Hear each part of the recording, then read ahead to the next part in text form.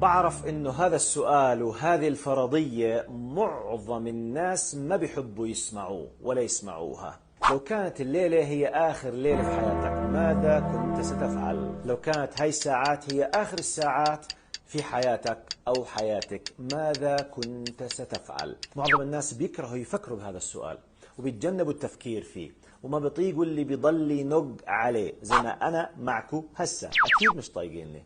ميلك يا دكتور، لا تظل تنكد علينا، جيب لنا شغلات بتفرح. ما هو أنا والله بدي أفرحك في النهاية. ترى دير بالك، والله زي ما بيقولوا اللي بيحبك هو اللي ببكيك ومش اللي بيضحكك دايما.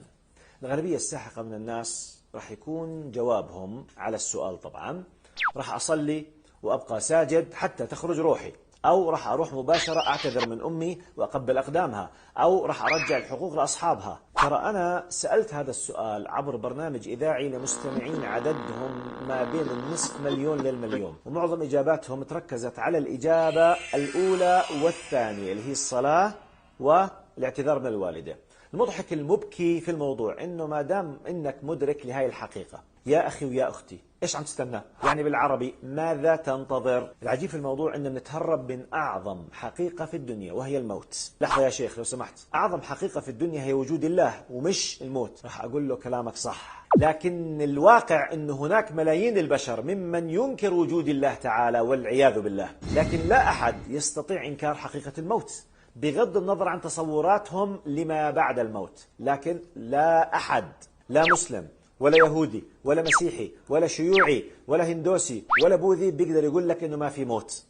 وبحكم تخصصي في مقارنة الأديان بقدر أزعم وبكل ثقة إنه ما في دين على سطح الأرض عنده تصور واضح لحقيقة ما سيجري للواحد فينا بعد الموت، من، كيف، متى، لماذا وهل، إلا في الإسلام.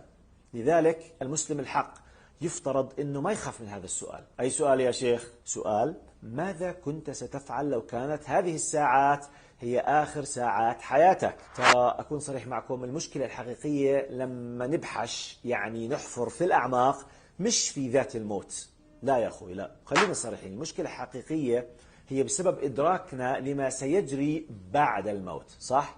يعني بالله عليكم لو واحد متيقن ومتأكد أنه رايح الجنة بيتضايق من الموت؟ بل على العكس بيتمنى الموت. إذن المشكلة الحقيقية تكمن في استعدادي لما سيجري معي بعد الموت. وهذا الموضوع باختصار بإيدي وإيدك، أنت اللي بتقرر باللي عم تعمله هسا. فيا عزيزي الغالي ويا أختي الفاضلة، مشان تكون من اللي بيتمنوا الموت، مشان ينتقل للطمأنينة الحقيقية والراحة والسعادة الأبدية والحقيقية، خلينا نحسبها صح من الآن. ويا ريت ما تنسوا إنكم تدعوا لي.